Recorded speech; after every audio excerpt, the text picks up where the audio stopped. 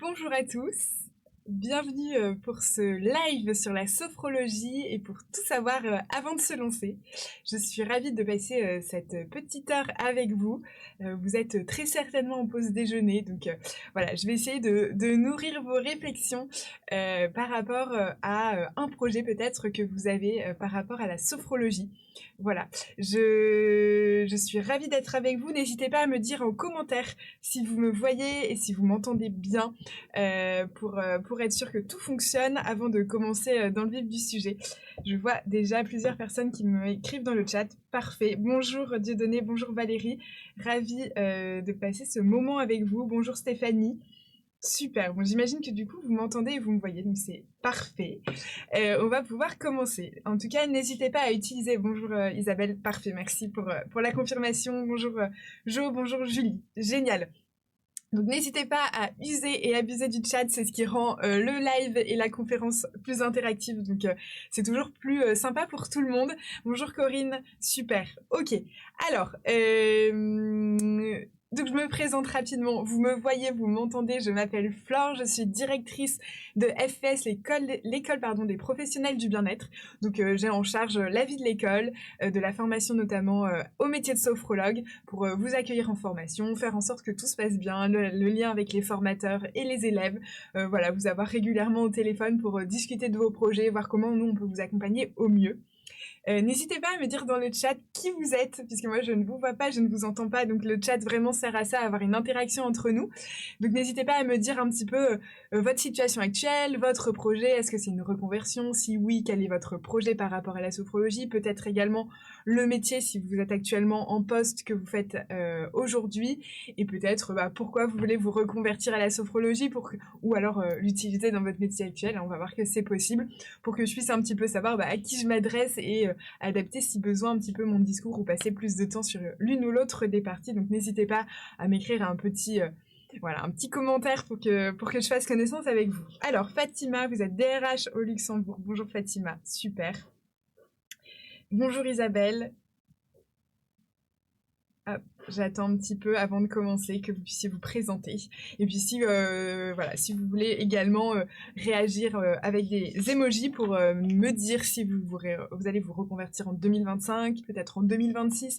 Si vous ne savez pas encore si vous allez vous reconvertir ou si vous ne voulez pas vous reconvertir, mais que la conférence et le sujet vous intéressent et que donc vous êtes parmi nous.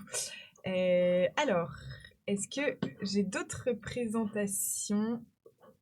Tac. Corinne, vous êtes employée de banque. Ok, super. Julie, vous êtes infirmière en milieu hospitalier. Vous voudriez peut-être utiliser la sophrologie pendant l'hospitalisation ou alors vous reconvertir. On va voir que les deux sont possibles. Stéphanie, vous êtes en reconversion et en pleine réflexion.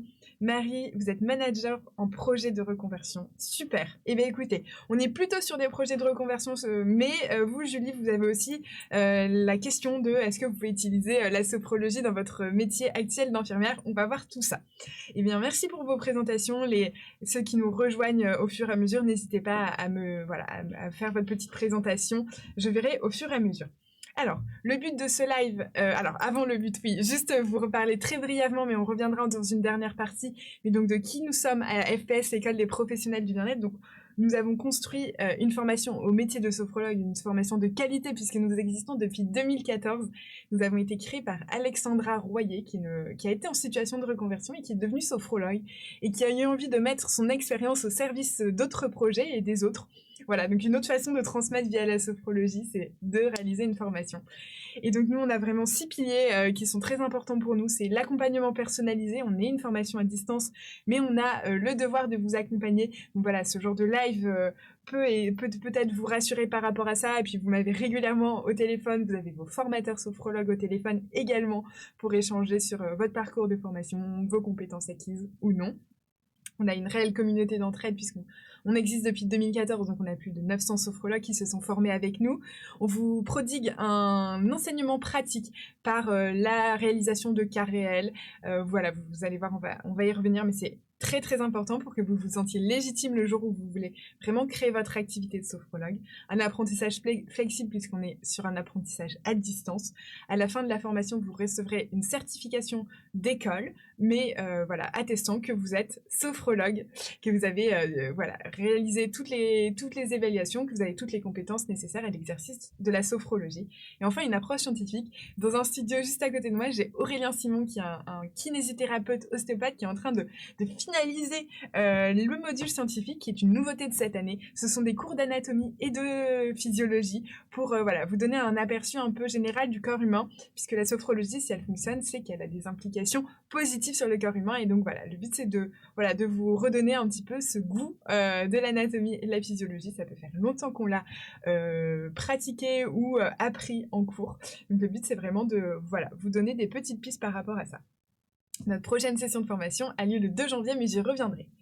Alors, je vous remets également ça si vous êtes intéressé pour prendre rendez-vous, donc que ce soit avec Pierre, avec Ilyes ou avec moi-même, on est vraiment là pour répondre à vos questions de manière plus personnalisée. Donc voilà, si vous avez envie d'échanger sur votre projet personnel, sur vos questions, sur vos, voilà, vos doutes, au contraire, vos envies, vos ambitions, nous vraiment on est là pour prendre le temps avec chacun d'entre vous et voilà, c'est hyper important pour nous de connaître aussi nos futurs élèves. Et donc voilà, vous avez de quoi prendre rendez-vous. C'est totalement gratuit, c'est vraiment sans engagement.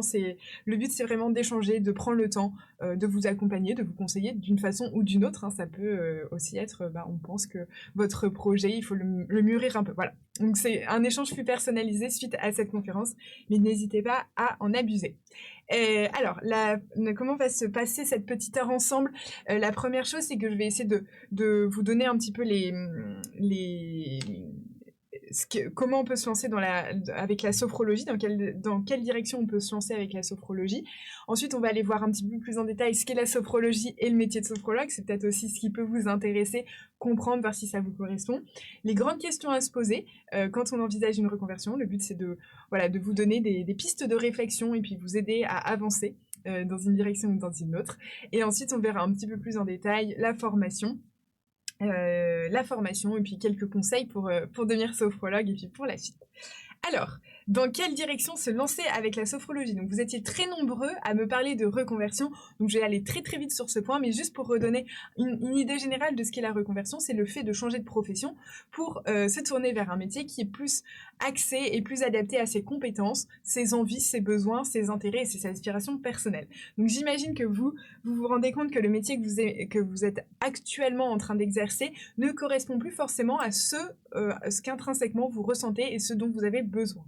Sachez que vous n'êtes pas seul, donc déjà vous êtes nombreux sur ce live à participer et à être dans cette situation, et donc il y a 74% des salariés en France qui ont déjà envisagé de changer de métier, donc c'est quand même quelque chose qui est assez ancré et qui s'ancre de plus en plus dans l'évolution de la société.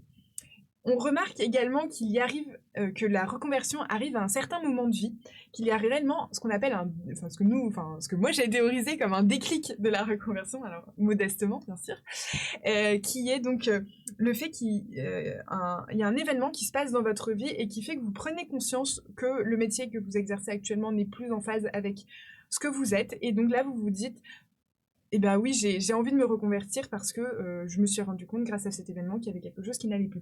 Cet événement, il peut être de plein de formes différentes. Ça peut être des choses plus ou moins positives, hein, qu'on se le dise, mais une période de pause dans sa carrière professionnelle, ça peut être un congé maternité ou au contraire un arrêt de travail, ça peut être un burn-out, ça peut être un cap de vie, un cap d'âge, la trentaine, la quarantaine, ça peut être un premier enfant, les enfants qui sont tous partis d'unifamilial, ça peut être une blessure, un accident du travail, mais vraiment il y a une scission assez forte qui fait qu'on qu'on se rend compte, en tout cas qu'on prend conscience de quelque chose et qu'on a envie de se reconvertir.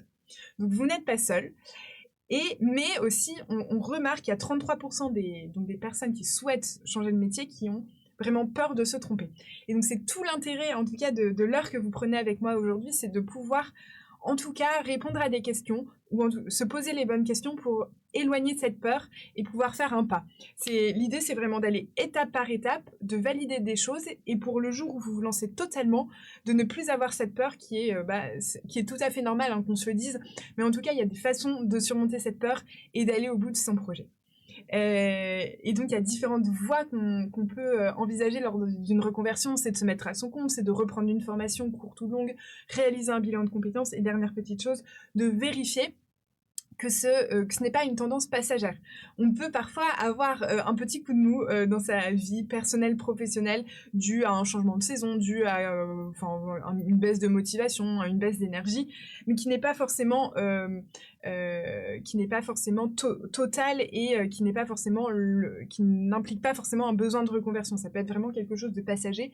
Et si vous passez ce petit mois avec un niveau d'énergie inférieur, vous retrouverez le même niveau d'énergie, votre même motivation dans le travail, et vous vous rendrez compte que votre travail vous satisfait pleinement. Donc voilà, il y a juste aussi ça à prendre en compte. Est-ce que c'est quelque chose qui est profondément ancré ou au contraire qui est plutôt passager ? Donc voilà, pour la reconversion, on passe rapidement. La chose aussi que je voulais vous dire, et c'est plutôt par rapport à vous, Julie, qui êtes infirmière donc, et qui avez peut-être envie d'utiliser la sophrologie dans votre métier actuel. Elle peut vraiment être un outil supplémentaire à utiliser dans votre métier actuel. On pense notamment au métier de la petite enfance. Donc ça peut être sophrologue. On a des élèves qui nous ont rejoints pour la prochaine session, qui sont enseignantes et qui ont envie d'accompagner aussi leurs élèves par rapport au stress des examens, au stress, aux angoisses qu'on se met un petit peu quand on est jeune, et donc de les accompagner grâce à la sophrologie. Ça peut être tous les métiers de la relation d'aide, du soin, du paramédical, donc infirmière, aide-soignante, du pouvoir utiliser et de transmettre des exercices de sophrologie, des outils aux personnes qu'on accompagne pour qu'ils puissent mieux vivre certaines périodes de leur vie, ou ça peut aussi être complémentaire à certains autres métiers du bien-être, les métiers de naturopathe, de kinésiologue, d'hypnothérapeute, de réflexologue, qui ont envie des métiers pour lesquels vous avez envie d'ajouter une brique, réellement une brique, et pouvoir faire différents types d'accompagnement et mêler un petit peu ces différents outils. Voilà, donc c'est vraiment les deux façons d'approcher la sophrologie, soit une reconversion totale, soit une brique qu'on ajoute à son métier actuel. Voilà. Alors, je passe pas beaucoup plus de temps sur cette partie puisque c'était plutôt une partie introductive pour donner un niveau d'information, on va dire, équivalent à tout le monde sur la façon d'utiliser la sophrologie. On peut aussi faire la sophrologie uniquement pour soi-même et ne pas en faire un métier, mais la sophrologie, on y reviendra, peut vraiment être un cadeau que vous vous faites à vous-même également. Alors, juste pour que je puisse avoir le temps de lire en même temps les commentaires, voir s'il y a des questions, donc n'hésitez vraiment pas à abuser du chat. Si vous voulez me dire sur une échelle de 1 à 10 à quel stade de votre reconversion professionnelle vous êtes, 1 étant le stade pas du tout avancé, vraiment c'est le tout début, vous ne savez même pas si c'est une tendance passagère ou au contraire long terme, et 10 au contraire, vous savez que vous voulez vous reconvertir et qui plus est en sophrologie. Voilà, n'hésitez pas à me dire un petit peu sur cette échelle où vous vous situez pour que je puisse également savoir quel niveau d'information aussi vous avez besoin, quel est votre degré de maturité de projet. Donc n'hésitez pas, comme ça moi je fais une petite pause de lecture du chat avant de passer à la deuxième partie, donc n'hésitez pas à me donner votre score en commentaire. Donc on a eu Jo qui nous a rejoint, qui est coordinatrice en arrêt maladie pour le moment, et donc la reconversion serait envisageable, effectivement.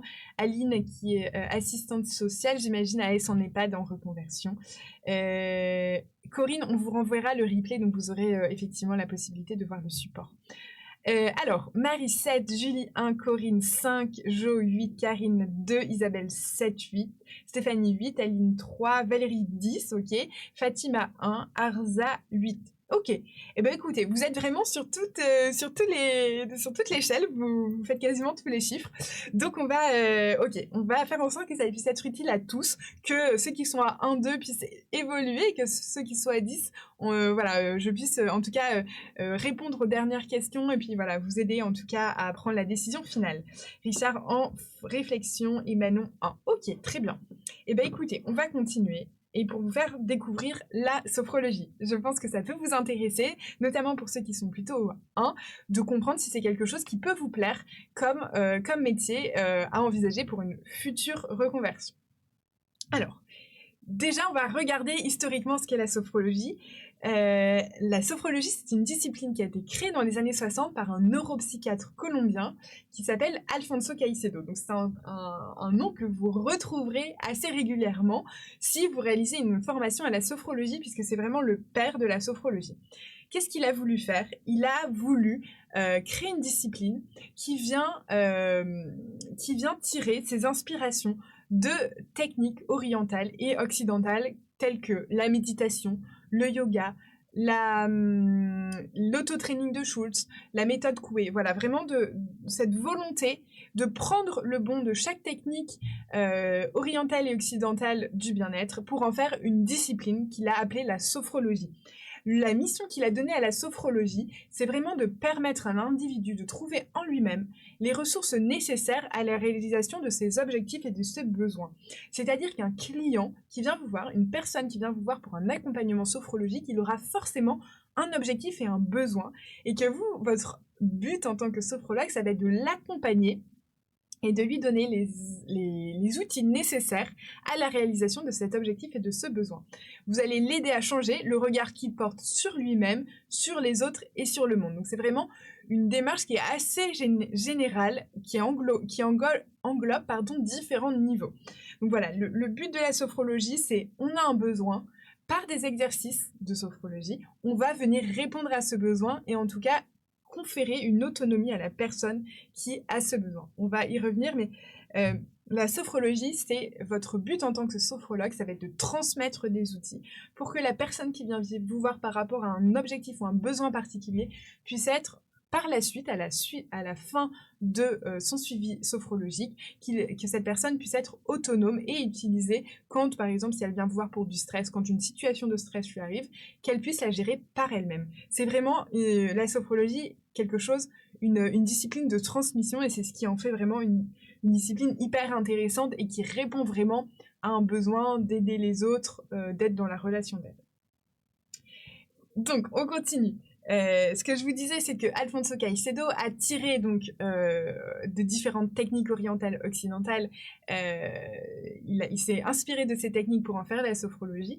Et donc la sophrologie utilise des grands outils principaux, donc la respiration, la détente musculaire, l'activation du corps par le mouvement, notamment grâce aux exercices, on le reverra par la suite, mais de relaxation dynamique, la prise de conscience des sensations corporelles, c'est très important. Vous allez voir, on va aller la sophrologie, c'est aller de plus en plus loin dans la compréhension de ses sensations et de ses perceptions.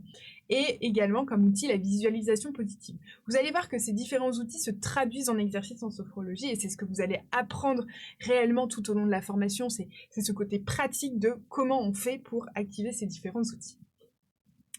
Alors, on va rentrer dans quelque chose d'un tout petit peu plus spécifique et un petit peu plus complexe, mais vous allez voir, c'est rien de très complexe, hein, mais qui est hyper important pour vous qui vous posez la question de est-ce que j'ai envie de me reconvertir ou me former à la sophrologie, qui donne un peu, qui est la compréhension de ce qu'est intrinsèquement la sophrologie et quelle vision a donné Alfonso Caicedo à cette discipline. On remarque 4 principes fondamentaux dans la sophrologie. Donc il y a le principe de réalité, donc c'est vraiment quelles sont les grandes règles, les grandes missions de la sophrologie.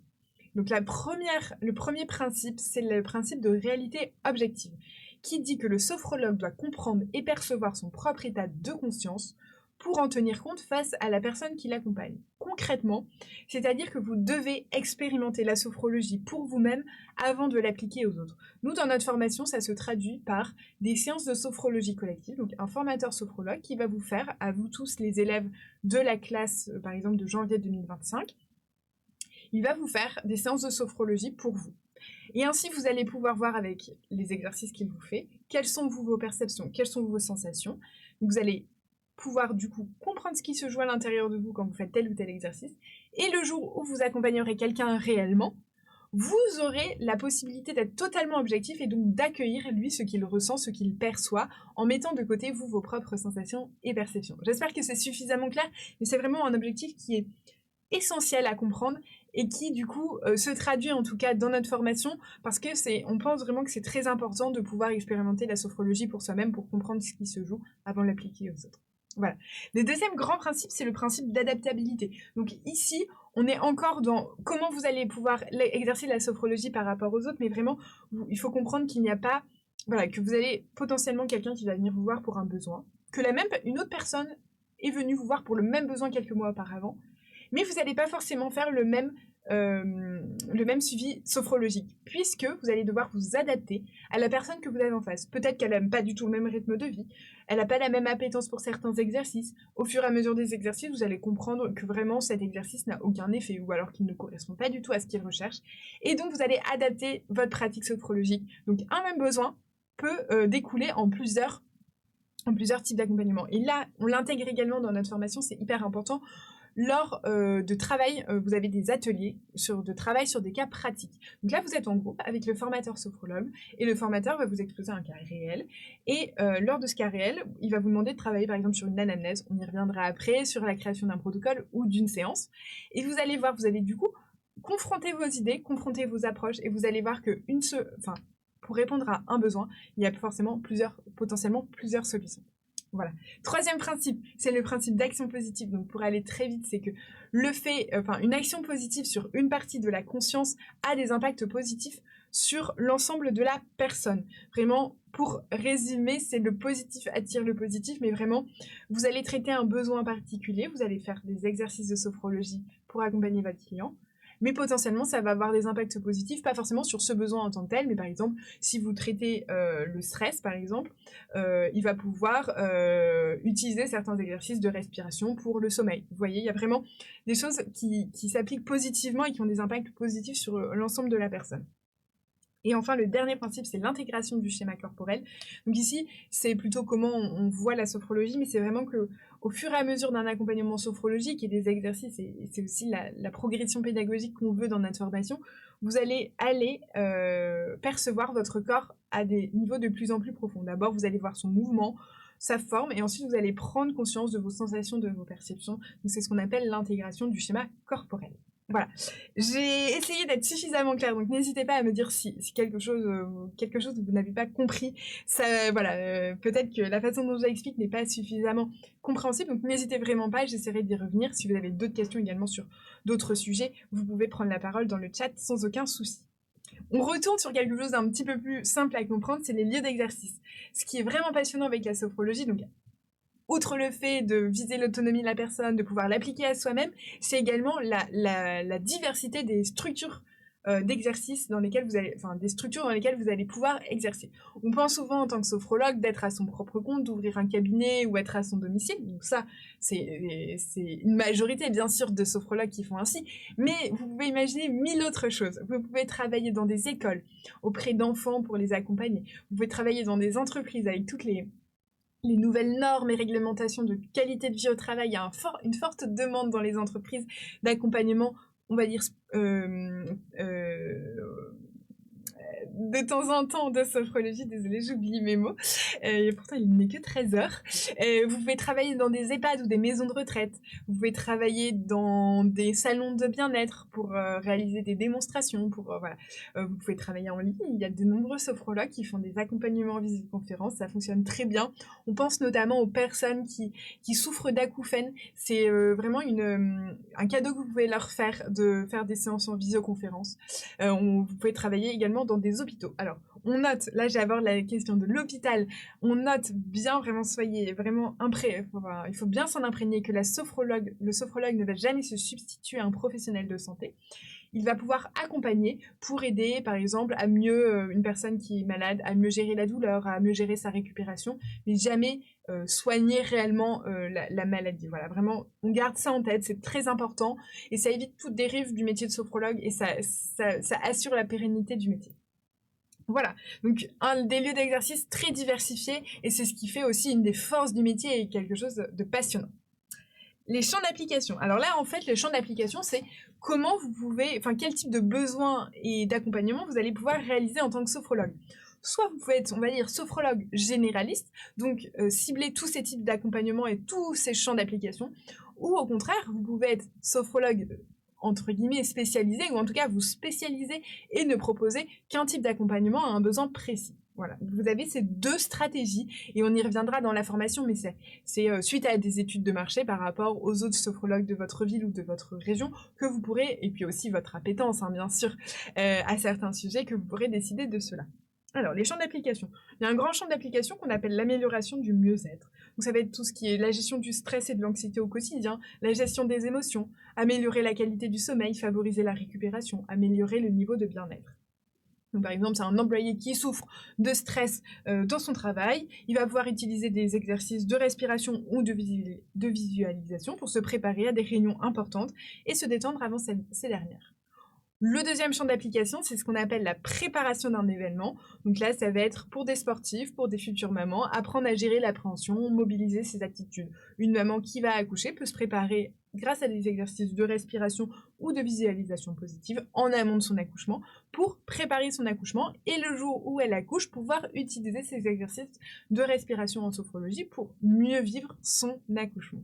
Enfin, l'accompagnement d'un traitement médical, donc encore une fois, on revient dessus, mais la sophrologie ne va pas soigner au sens propre du terme, mais va venir vraiment être en complément d'un traitement médical pour mieux vivre les traitements, diminuer l'intensité des douleurs, restaurer l'image de soi. C'est également c'est quelque chose d'indispensable. Et les deux conjoints, ça permet de se sentir mieux dans sa peau, d'être mieux.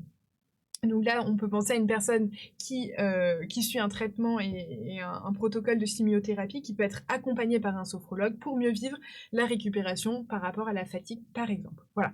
Donc c'est vraiment pour vous donner un aperçu de tous les champs d'application, de tous les sujets que vous pourriez aborder. Et encore, j'ai été très sélective dans les exemples, mais vous avez plein de choses à imaginer et plein de problématiques, et également en fonction des types de populations que vous accompagnerez, les enfants, les adultes, les personnes âgées, vous allez vraiment avoir une diversité aussi de publics, et ce qui en fait aussi quelque chose de passionnant.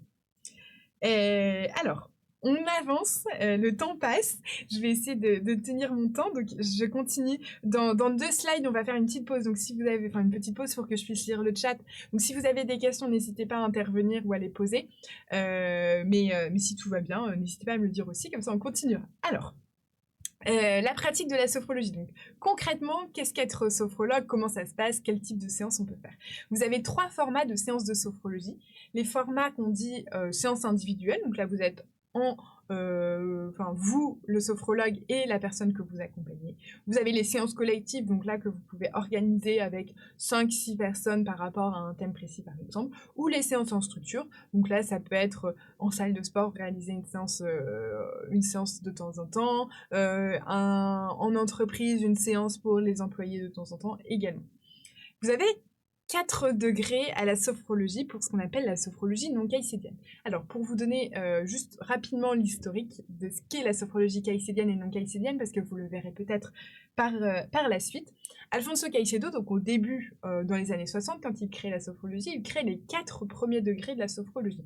Ce sont des degrés qu'on va dire, avec des guillemets bien entendu, pragmatiques, c'est-à-dire très reliés au concret. Donc là, on va venir, le premier degré, c'est la relation avec le passé. Ensuite, il y a la relation au présent, la relation au futur. Et le 4e degré est la totalisation des 3 premiers degrés. Et puis ensuite, par la suite, Alfonso Caicedo a été dans des sphères plus spirituelles et a créé les degrés 5 à 12, qu'on appelle plutôt, qu'on va qualifier de degrés plus spirituels, avec des guillemets encore une fois.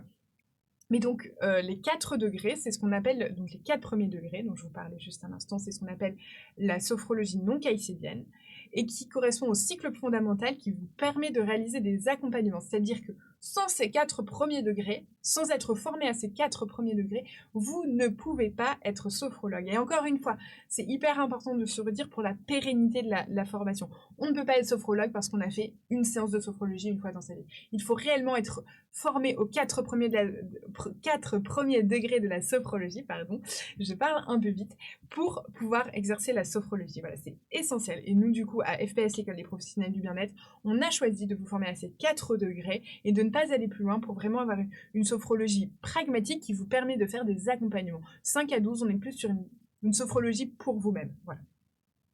Enfin, vous avez 2 types d'exercices. Donc là, très concrètement, vous avez les sophronisations, qui sont des exercices de respiration, de décontraction musculaire et de visualisation positive, qui se font assis ou allongés, et versus les relaxations dynamiques, qui sont des exercices qui se font en mouvement. Ce sont des respirations et des mouvements qui se font debout. C'est vraiment des mouvements doux, hein. On va pas faire des séances de sport ou des squats, mais c'est vraiment comment mettre en mouvement son corps et reprendre conscience de son corps par rapport à l'environnement.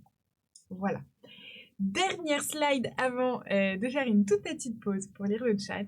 Comment se déroule une séance de sophrologie? Encore une fois, on est dans le concret pour que vous puissiez voir si ça correspond à ce dont vous avez envie. Alors, en tout début d'accompagnement, tout à l'heure, je vous parlais de l'anamnèse. L'anamnèse, c'est la première séance de sophrologie qui va vous permettre, en tant que sophrologue, d'échanger avec votre client et de saisir, de vraiment identifier le besoin et en tout cas de le définir avec votre client. Pour quelles raisons votre client vient vous voir? Donc, l'anamnèse, c'est vraiment de comprendre l'environnement de votre client et son besoin. Suite à cela, vous allez élaborer, en tant que sophrologue, élaborer un plan d'accompagnement qu'on appelle un protocole, qui est une succession entre 6 à 10 séances, alors on va dire en moyenne 8 séances de sophrologie, avec une progression dans les exercices et dans l'accompagnement pour aller donc, ce qu'on se disait tout à l'heure, c'était un des principes de la sophrologie qui est d'aller de plus en plus loin. J'oublie, c'est le principe d'intégration du schéma corporel, d'aller de plus en plus loin dans la compréhension de son corps et dans l'intégration de son schéma corporel. Donc vraiment les 6 à 10 séances qui ont une réelle progression. Et ensuite, à chaque séance, vous allez devoir animer la séance selon 3 temps. Le temps d'accueil, où vous allez discuter avec votre client, comprendre son état du moment, ses envies, son état général physique ou émotionnel. Ensuite, en temps 2, les exercices que vous aurez préparés. Donc, les sophronisations ou les relaxations dynamiques. Une séance de sophrologie, c'est un enchaînement d'exercices. Votre but étant aussi de transmettre ces exercices par la suite, donc de vous assurer que la personne qui vient vous voir les intègre bien. Et en 33, un échange pour savoir quelle perception, quelle sensation a eu votre client, comment il s'est senti. Pour vous, on revient au principe d'adaptabilité, pour vous, adapter votre accompagnement sophrologique. Voilà. Alors, petite pause. Avant de passer à la troisième partie, je regarde le chat pour voir si vous avez des questions. Tac, tac, tac. Non, écoutez. Ah, pardon, Caroline. Je viens de voir votre message. Que Richard, c'est votre mari, que vous êtes Caroline. Excusez-moi. Tac, tac, tac. Non, bah, pas de questions. Alors, je continue. Arza, vous avez une question aussi sur le niveau d'études pour suivre une formation en sophrologie? Non, il n'y a pas de prérequis d'études. On échange plutôt avec vous sur votre motivation et votre capacité en termes temporels et d'implication à suivre la formation. Pour avoir, voilà, on a des petites promotions de 25 élèves, donc on veut s'assurer que chacun des élèves va pouvoir voilà, suivre la formation et puis apporter aussi des choses aux autres. C'est très important, cette idée de communauté et d'échange. Alors, on va passer donc aux questions à se poser dans sa réflexion de reconversion en sophrologie. Alors, ces questions, on va peut-être pouvoir commencer à y répondre ensemble, mais le but c'est aussi que ça puisse mûrir dans votre esprit. Alors, première question, et pas des moindres, c'est est-ce que c'est un secteur porteur? Ça me semble très important de devoir se poser cette question quand on envisage une reconversion, parce que oui, on veut un métier plus relié à l'humain, etc., mais c'est vrai qu'il faut aussi se dire, est-ce que le secteur n'est pas bouché? Est-ce que je vais trouver une place? Est-ce que je vais réussir à me faire connaître, etc. Alors, c'est un secteur porteur, oui. Vous avez 11 millions de Français qui ont déjà pratiqué la sophrologie. Le chiffre a doublé en 4 ans. On se rend compte, même si on va dans des rayons dans des grandes librairies, les rayons développement personnel, sophrologie, relaxation, est un rayon en forte croissance et il y a vraiment une forte demande de reconnexion à son bien-être, en tout cas pour une volonté d'aller mieux, de mieux connaître son corps et de pouvoir avoir des petits exercices pour aller mieux. Donc il y a vraiment, la sophrologie s'inscrit vraiment dans une tendance générale d'aller vers le mieux-être. 90% des Français ont déjà entendu parler de la sophrologie. Et voilà, il y a aussi des notions liées au sommeil, liées au stress, qui sont très importantes, et les Français ont envie de trouver des solutions pour les aider à aller mieux. Donc c'est un secteur réellement porteur. On a des sophrologues, de nombreux sophrologues qui commencent à entrer en exercice, mais parce qu'en face, il y a une demande forte aussi d'accompagnement sophrologique. Donc on verra ensemble comment se démarquer par rapport aux autres sophrologues, comment s'implanter géographiquement. C'est aussi tout l'intérêt de notre formation en module 7. Vous avez un module lié à l'installation où on vous donne encore plus de pratiques, de techniques, où on vous accompagne là-dessus. Parce que le but, si vous engagez ce projet, c'est que vous alliez au bout, que vous puissiez en vivre. Mais donc sachez déjà en tout cas que la sophrologie, c'est une des disciplines du bien-être les plus reconnues, qui est vraiment acceptée par une majorité de Français et qui vraiment a un impact significatif sur la vie des gens. Donc c'est un secteur plutôt porteur. La deuxième question à se poser, c'est est-ce que vous avez les qualités? Donc là, on revient plutôt à vous. Mais est-ce que vous avez les qualités pour être un bon sophrologue? Alors, je vous ai listé 9 qualités. il ne faut pas forcément avoir les 9 qualités. Il ne faut pas non plus en avoir qu'une, parce qu'il faut voilà, avoir un juste milieu entre 1 et 9, mais c'est quand même une façon d'être, une façon de se mouvoir dans le monde, la sophrologie, d'être connecté aux autres. Donc il faut avoir ces qualités pour pouvoir être un bon sophrologue et pouvoir répondre justement aux personnes qui vous font confiance et qui viennent vous voir. On pense à l'empathie, on pense à l'écoute, parce que vous allez avoir quelqu'un en face avec ses problèmes, ses besoins, qui vraiment a besoin de vous et de votre empathie, de votre compréhension. Avec une bonne écoute, c'est là aussi que vous allez faire le meilleur des accompagnements sophrologiques, puisque vous allez pouvoir adapter au fur et à mesure votre accompagnement. La bienveillance aussi, qui va, je pense, avec les 2 premières qualités. L'autonomie, puisque vous allez être sophrologue à votre compte, donc il va falloir être autonome dans sa gestion d'activité, on y reviendra ensuite. La neutralité, de ne pas juger, le fait de ne pas juger. La patience, parce que parfois vous allez voir que certains accompagnements, certaines personnes que vous accompagnez ne comprennent pas tout de suite les exercices, ne font pas les exercices, ne pratiquent pas entre les séances, et donc forcément ça vous ralentit, donc il va falloir être patient et pédagogue. Bien communiquer, ça me paraît également essentiel quand on est d'autant plus sur une discipline qui passe par la voix. La rigueur, puisque encore une fois, vous avez des personnes qui vont vous faire confiance, des gens qui vont venir vous voir, vous voilà, peut-être mettre un certain budget dans un accompagnement sophrologique, donc vous avez ce devoir d'être rigoureux face à eux. Et je pense la qualité première, mais c'est d'avoir envie d'aider les autres, que ce soit vraiment quelque chose d'assez ancré en vous, parce que c'est ce qui va vous pousser à aller plus loin, c'est ce qui va vous pousser à continuer dans la sophrologie et qui va faire de vous également un bon sophrologue. Donc vous pouvez me dire en commentaire combien de qualités vous estimez avoir. Est-ce que c'est une qualité? Est-ce que c'est 9 qualités? Est-ce que c'est 4 qualités? Juste pour faire ce petit exercice avec vous-même. Sachez aussi qu'on est souvent assez méchant, assez dur avec soi-même plutôt. Donc n'hésitez pas aussi à demander à votre entourage voilà, vous pouvez leur montrer les qualités et leur demander, tu penses que j'ai combien de ces qualités? Parce que vous allez voir que souvent les autres ont un rapport, enfin une vue plus juste sur vos qualités et sur ce que vous êtes. Donc voilà, n'hésitez pas à me dire si c'est une qualité, 9 qualités. Alors, Karine, vous avez les 9. Excellent, Karine. Marie, 8 Corinne. Ok, super. Bon, écoutez, vous paraissez vraiment, en tout cas, vous répondez plutôt très bien à cette question de est-ce que vous avez des qualités pour être un bon sophrologue? Oui, avec 8 ou 9 qualités, même avec 5, hein, on peut être un excellent sophrologue. En tout cas, vous allez avoir envie d'aller jusqu'au bout et de vous donner les moyens, et c'est ce qui est, je pense, essentiel. Donc, vraiment super. 7 pour Julie, c'est excellent également. Génial. 8, 9, ok, incroyable. Bravo. Non, vraiment, c'est top. Sur ça, ne vous posez pas trop de questions. Je pense que vous avez les qualités nécessaires. Ensuite, on revient sur quelque chose de plus terre à terre. Quel bénéfice personnel vous allez pouvoir tirer de la sophrologie? Alors, c'est important aussi, effectivement, quand on effectue une reconversion, alors on va le faire pour soi, pour avoir un meilleur métier, pour les autres aussi, parce qu'on a envie d'aider les autres. On a été dans une situation à un moment donné, peut-être que la sophrologie nous a aidés, et donc on a envie de le transmettre aux autres. Mais il faut aussi se dire, est-ce que j'ai des bénéfices personnels? Ça peut toujours être un plus dans la balance. Alors, vous allez donner un sens à votre métier. Alors oui, ça c'est un énorme bénéfice, et je pense que c'est aussi pour ça que vous envisagez cette réflexion de reconversion aujourd'hui.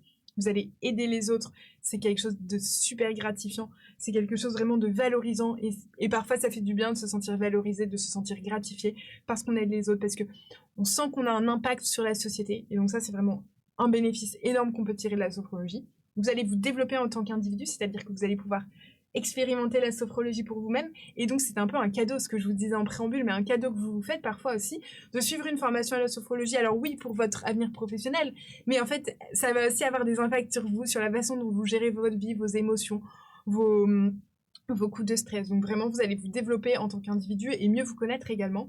Et vous allez exercer un métier flexible et diversifié. Ça, je pense que c'est un énorme bénéfice aussi quand parfois on a été un peu salarié longtemps, de se dire, voilà, là, je vais être mon propre patron. Je vais décider moi-même des structures. Alors, à condition de trouver en face la structure, mais de trouver les structures qui me correspondent, de travailler avec les gens, voilà, d'aller moi-même trouver les gens avec qui j'ai envie de travailler.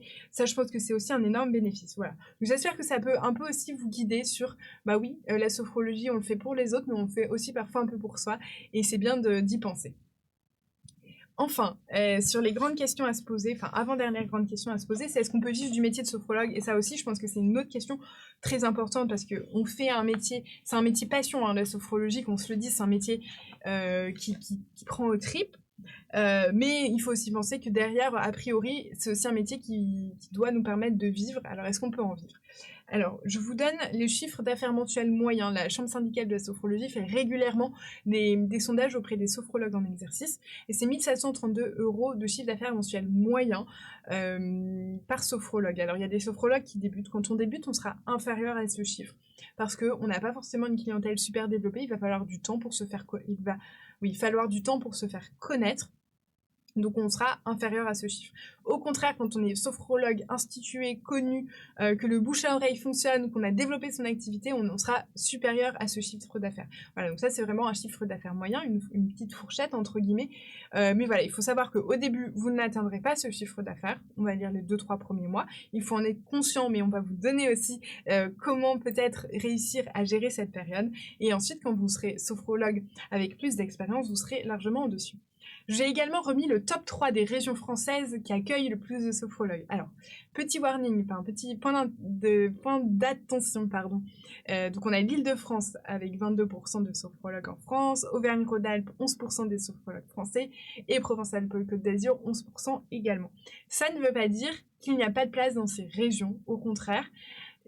C'est en fait le pendant du fait qu'il y ait aussi beaucoup de demandes de sophrologues. Il y a vraiment une forte demande dans les grandes villes, d'autant plus on a beaucoup plus de stress, d'anxiété liée au transport. Enfin, il y a beaucoup plus de choses qui rentrent en jeu. Et donc là, on est finalement sur du Paris, Lyon, Marseille.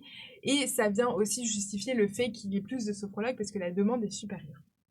Voilà. Moi, je voulais vous transmettre un conseil qu'on donne à nos élèves qui me paraît assez bien pour guider une réflexion, c'est que pour rendre une reconversion plus facile, on se rappelle de ce chiffre, 33% des personnes qui envisagent une reconversion ont peur de se lancer. Donc pour éviter cette peur et en tout cas rendre une reconversion plus facile et minimiser les risques d'un changement, vraiment je vous conseille d'aller étape par étape. Alors, vous avez le choix du roi, c'est-à-dire si vous êtes en emploi, et que vous avez la possibilité de garder un emploi en mi-temps ou même en temps plein, notre formation vraiment le permet, formez-vous au métier de sophrologue en parallèle d'un emploi. Ça va vraiment vous permettre d'être serein par rapport à ça, de continuer à mettre un peu d'argent de côté. Ensuite, une fois donc au bout des 9 mois de formation, donc nous ça se finit en octobre 2025 pour la session de janvier, on va vous conseiller de séparer votre temps de travail. C'est-à-dire de ne pas commencer à temps plein forcément en tant que sophrologue, puisque je vous dis, il va falloir du temps au début pour se faire connaître, pour remplir son agenda. Donc si vous êtes en 100% sophrologue, vous allez avoir un peu peur en vous disant mais pourquoi j'ai que un rendez-vous par jour, 1 ou 2 rendez-vous par jour. Au contraire, si vous avez un emploi, que du coup la moitié de votre temps de travail, vous êtes sur autre chose, vous allez être beaucoup plus rassuré de vous dire ok, la moitié de la semaine, j'ai ça qui m'assure un revenu alimentaire, l'autre moitié, je développe mon activité de sophrologue au fur et à mesure. Et ensuite, si tout va bien, si vous avez vraiment mis en place les bons canaux de communication, que vous êtes bien fait connaître, que vos clients sont satisfaits, vous allez avoir automatiquement votre calendrier, votre emploi du temps qui va se construire et se remplir au fur et à mesure. Et il y aura donc un moment où tout sera ouvert pour vous lancer à 100%. Voilà, mais donc si vous avez la possibilité, le choix du roi, de garder un emploi parce que vous êtes encore un petit peu OK de travailler dans votre emploi actuel, gardez-le pour éviter d'avoir ce vide face à vous. Et ça va vraiment, c'est un peu un facteur de réussite de se dire j'ai un peu plus de temps et j'ai pas, voilà, il faut pas que je m'inquiète si au bout de 3 mois, que seulement 3 mois après être diplômée, je commence à avoir mon agenda rempli. Voilà, vous aurez, ce sera plus une démarche de long terme et donc une démarche plus fructueuse, je pense. Voilà. Mais c'est un conseil et tout le monde ne le peut pas et on met d'autres choses en place si on ne peut pas faire comme ça et on vous aidera à réussir dès le premier coup. Mais c'est vrai que ça peut enlever une certaine peur d'agir comme ça. Enfin, pour finir, les avantages et les inconvénients du métier de sophrologue. Alors, Les avantages, on en a beaucoup parlé, hein, c'est la flexibilité dans son travail, c'est le fait d'avoir une large diversité de clients, d'être indépendant dans son travail versus les inconvénients.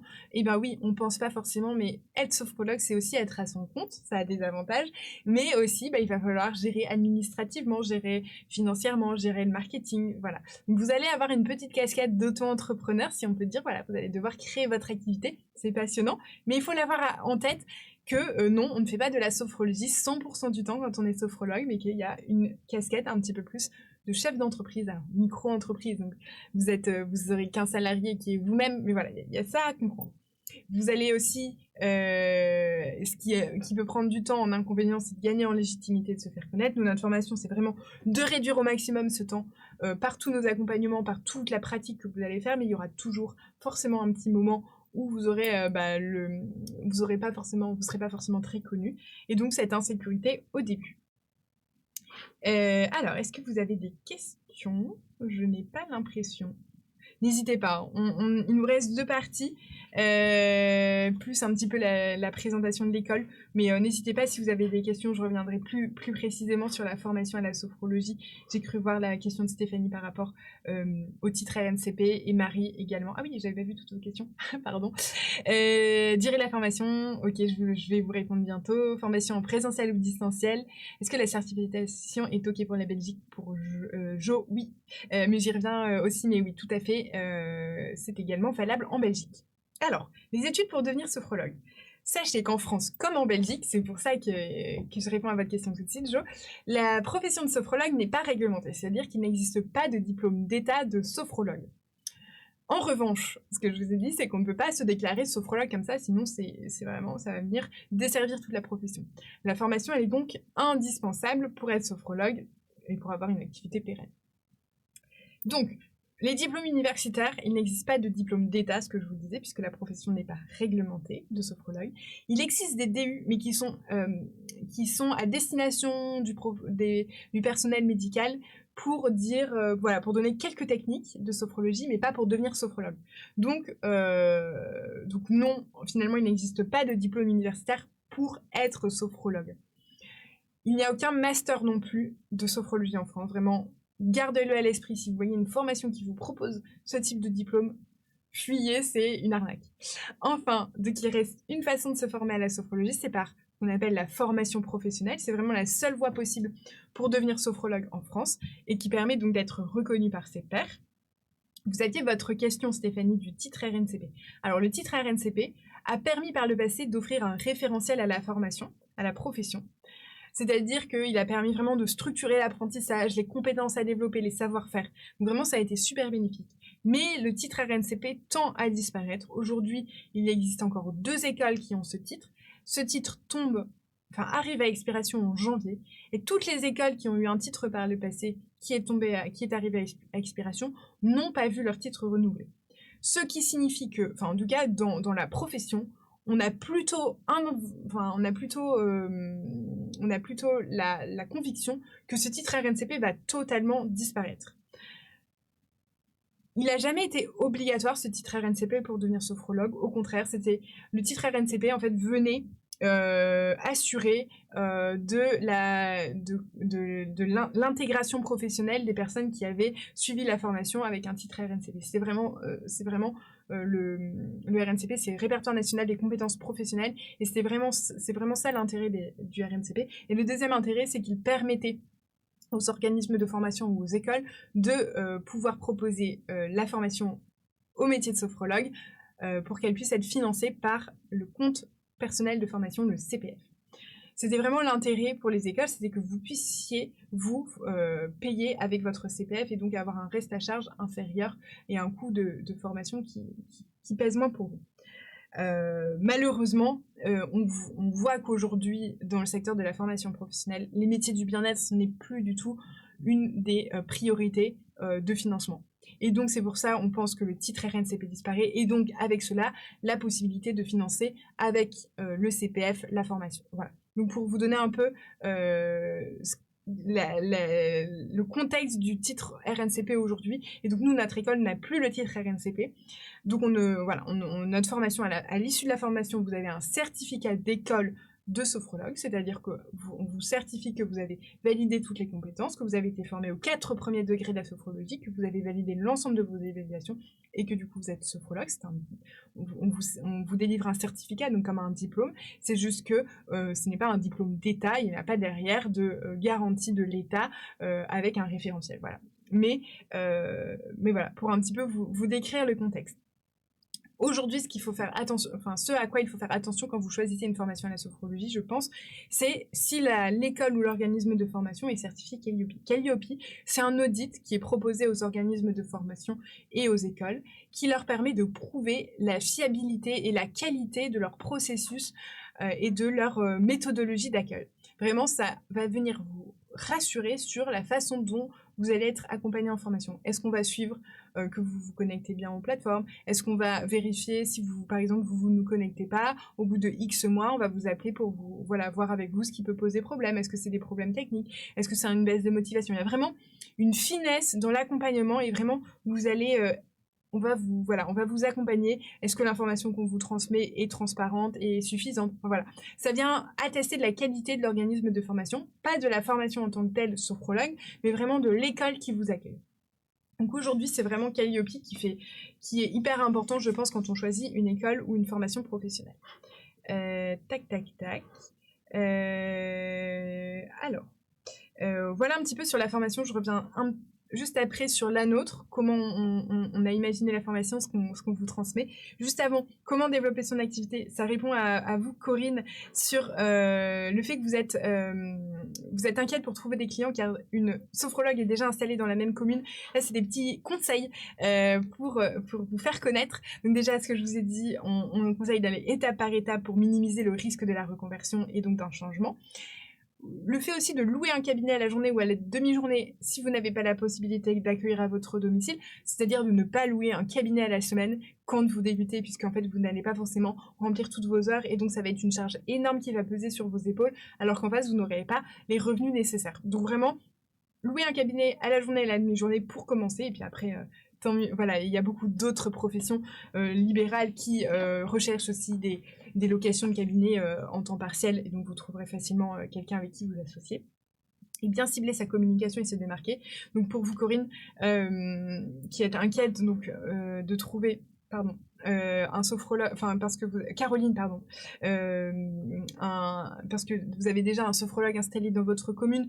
2 sophrologues, dans une commune, c'est pas énorme. Vous avez largement votre place. Alors il faudra voir si la sophrologue dans votre commune est une sophrologue qui adresse tous les types de problématiques et de besoins, ou est-ce qu'au contraire elle est spécialisée là-dedans pour que vous vous démarquez.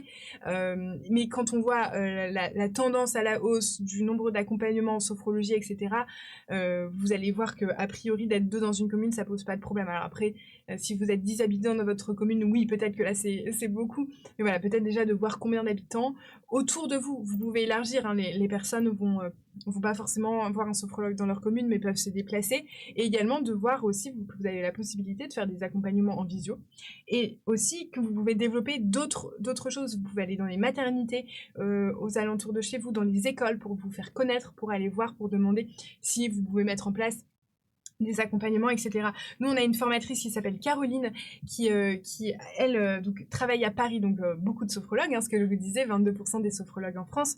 Et donc, elle est allée démarcher des salles de sport, vous voyez, qui font des cours collectifs pour leur proposer des cours de sophrologie. Et ça fonctionne extrêmement bien. Elle a réussi donc à créer quelque chose qui n'existait pas. Donc, finalement, la limite, c'est votre imagination, et tout est envisageable avec la sophrologie parce qu'elle répond à plein de besoins. Voilà. Et donc, comment vous faire connaître? Le bouche à oreille, ça sera vraiment votre allié, puisque vraiment vos clients vont pouvoir en parler à d'autres. S'ils sont satisfaits, ils reviendront peut-être pour d'autres types de besoins. Site internet, page Instagram, Google Ads, c'est aussi assez important si quelqu'un met sophrologue, et le nom de votre commune, que vous puissiez apparaître dans les premiers résultats. Ça va vraiment vous aider, notamment vous, Caroline, par rapport à ça. Construire un réseau en rencontrant d'autres professionnels. Il y a des ostéopathes qui recommandent des sophrologues, il y a des kinésithérapeutes qui recommandent des sophrologues. Donc vraiment, voilà, le but c'est d'aller échanger avec des personnes, qui agissent dans ce milieu, même des médecins parfois, pour vous faire connaître et dire, bah, si vous avez, voilà, moi je fais ça, j'accompagne comme ceci, comme cela. Si vous avez des personnes pour qui vous estimez que ça peut être intéressant, n'hésitez pas à me les envoyer. Voilà, vraiment, c'est des choses toutes bêtes, mais qui fonctionnent à merveille. La présence sur des salons du bien-être ou d'autres événements pour faire des initiations à la sophrologie, pour vous faire connaître, c'est extrêmement puissant. Et les cartes de visite, les fameuses, mais qui fonctionnent. Les petits mots dans les boulangeries, ça fonctionne extrêmement bien aussi. Quand on attend son pain, moi j'ai des collègues qui m'ont dit, mais Flore, j'ai vu des sophrologues qui avaient mis des cartes de visite à la boulangerie. Et si quelqu'un de votre entourage recherche un sophrologue ou si vous-même, bah, vous allez tout de suite voir ça et ça va vous parler. Voilà un petit peu. J'espère, Caroline, que ça peut répondre à votre inquiétude. En tout cas, il y a plein de choses à mettre en place, donc je vous accompagne aussi là-dessus. Valérie, je réponds à vos questions. J'arrive du coup sur notre école. Qui nous sommes? Donc, ce que je vous disais, c'est qu'on a été créé en 2014 par Alexandra Royer et on a donc accompagné depuis tout ce temps-là des personnes qui étaient dans la même situation que vous voilà, il y a quelques années, qui se posaient la question de la reconversion et qui ont donc sauté le pas et qui ont envie de changer de vie, donner un sens à leur métier et se mettre au service des autres. Vraiment, c'est ce qui est assez fort chez les sophrologues et ce que moi j'entends à chaque fois que j'échange avec chacun d'entre vous, c'est vraiment cette volonté-là. FPS, l'école des professionnels du bien-être, est une école du groupe Strada Éducation. Strada Éducation accompagne et forme chaque année 2500 élèves dans différents domaines, notamment les domaines juridiques. Et donc, nous, en tant qu'école FPS, on bénéficie vraiment de 35 ans d'expertise, on bénéficie de super locaux d'enregistrement pour faire les lives, etc. Et donc, c'est vraiment quelque chose de bénéfique. L'ADN de Strada Éducation, c'est vraiment l'excellence et l'accompagnement de chacun individuellement pour répondre à son projet. C'est vraiment ce qui est assez marqué en nous et j'espère que je vous le transmets, mais c'est hyper important pour nous de vous connaître personnellement et de pouvoir vous accompagner, de répondre à vos peurs et d'adapter cela avec les formatrices, avec toute l'équipe administrative avec laquelle je travaille. Et puis, on n'est pas malheureux, hein, vous voyez sur cette petite photo, vous voyez un petit peu toute l'équipe. Concrètement, donc, je vous ai déjà dit comment nos 6 grands piliers, l'accompagnement personnalisé, la communauté d'entraide, l'enseignement pratique. C'est vous, Valérie, qui posez la question, est-ce qu'il y a une mise en situation professionnelle durant la formation? À chaque module de formation, vous avez 7 modules en tout, tout au long des 9 mois. À chaque module, vous avez 3 types d'ateliers qui ont lieu en classe virtuelle, en live. Vous avez un atelier questions-réponses pendant lequel vous pourrez poser vos questions aux formateurs sophrologues, écouter les questions des autres, écouter les réponses, que ce soit sur la pratique ou la théorie du module en question. Le deuxième type d'atelier, donc on en a parlé, c'est la séance de sophrologie collective, où là, vous allez donc expérimenter la sophrologie pour vous-même et donc vous faire du bien et vous faire un cadeau. Et le troisième type d'atelier, c'est les ateliers de travail sur les cas pratiques. Donc là, ce sont des mises en situation professionnelle où le formateur va vous exposer une situation et va vous demander de travailler sur tel ou tel cas, sur telle ou telle séance de sophrologie, sur tel ou tel protocole.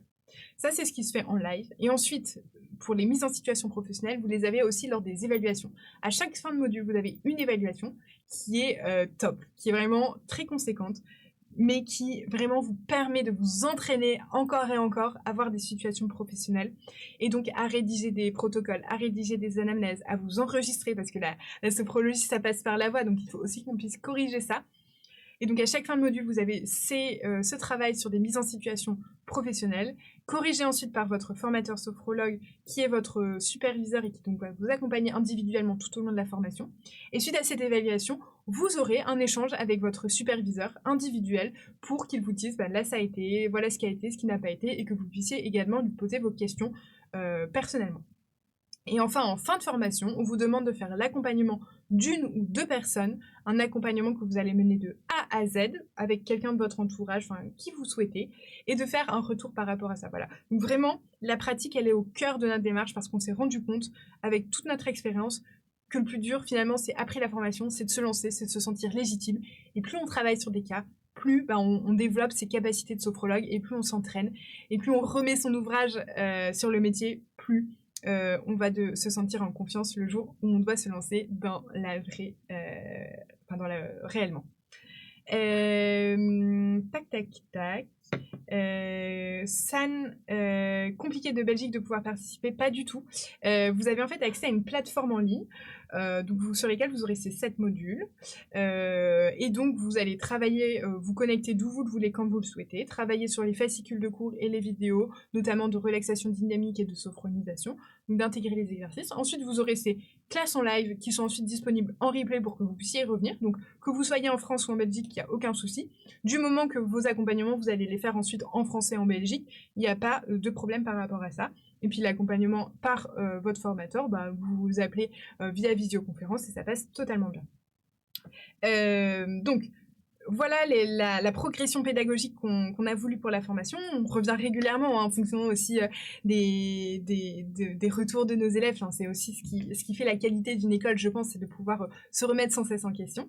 Et aujourd'hui, du coup, je vous disais qu'on a Aurélien Simon, qui est donc formateur, ostéopathe et kinésithérapeute, qui est en train d'achever le module de pré-rentrée, qui est donc un module scientifique qui va vous permettre de découvrir les fondements scientifiques de la sophrologie. Ce sont des cours d'anatomie et de physiologie. Et donc ça, ces cours seront disponibles donc, à partir de la semaine prochaine.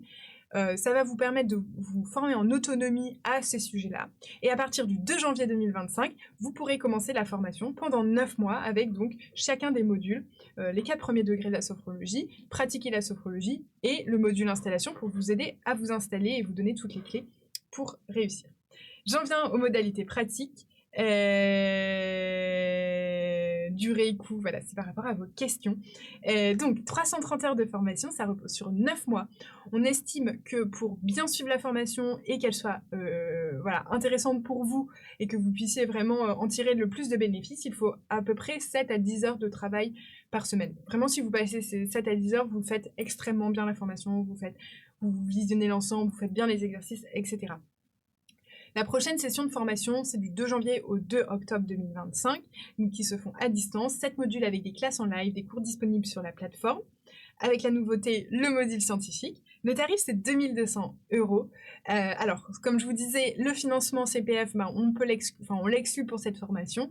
Et le financement France Travail est de plus en plus compliqué. On accompagne des personnes dans la création de leur dossier France Travail, où on fait des dossiers, et c'est des allers-retours, ça prend vraiment énormément de temps. Donc, on vous conseille, si vous avez de la possibilité de financer autrement, de le financer par vous-même, parce que vous allez vraiment gagner du temps. Vous allez ne pas vous démotiver, parce que ça peut être démotivant, hein. Les changements de conseiller France Travail, on va vous dire « Ah, mais il faut faire ceci, cela ». Voilà, on va vraiment mettre...